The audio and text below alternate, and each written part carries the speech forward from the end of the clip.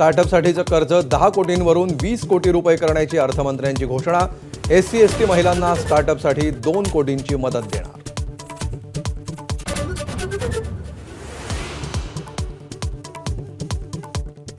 वैद्यकीय शिक्षण घेऊ इच्छिणाऱ्यांसाठी खुशखबर।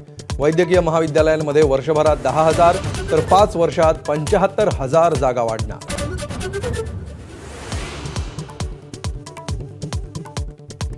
शिक्षण क्षेत्रात आर्टिफिशियल इंटेलिजन्स केंद्र स्थापन करणार। AI साठी अर्थसंकल्पात 500 कोटींची तरतूद।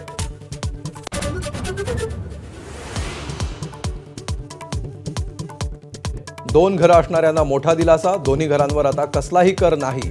दोन्ही घरं स्वतःच्या मालकीची दाखवता येणार।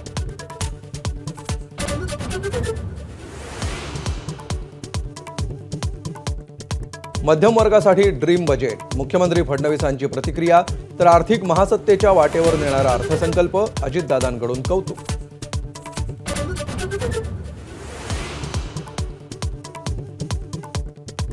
मुंबई MMR मधील रिक्षा आणि टॅक्सीचा प्रवास आजपासून 3 रुपयांनी महाग।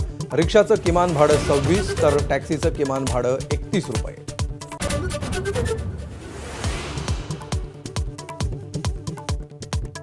आता जोडायची वेळ आहे। ABP माझाच्या मुलाखतीत मंत्री संजय शिरसाटांचं मोठं वक्तव्य।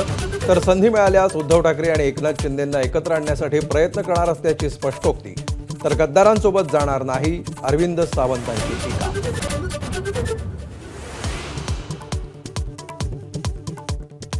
नामदेव शास्त्रींनी धनंजय मुंडेंना दिलेल्या पाठिंब्यावर प्रतिक्रिया देणं पंकजा मुंडेंनी टाळलं। तर गडावरच्या माणसांनी शेवटच्या माणसाचंही ऐकलं पाहिजे, आव्हाडांचा सल्ला।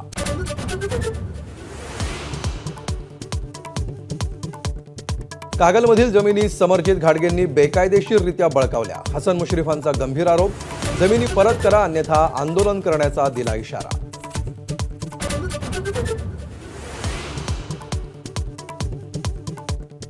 भाजप आमदार रणजितसिंह मोहिते पाटलांनी मातोश्रीवर घेतली उद्धव ठाकरेंची भेट। भेटीचं कारण अद्याप अस्पष्ट। मोहिते पाटील काय करतील हा त्यांचा प्रश्न। प्रवीण दरेकरांची प्रतिक्रिया।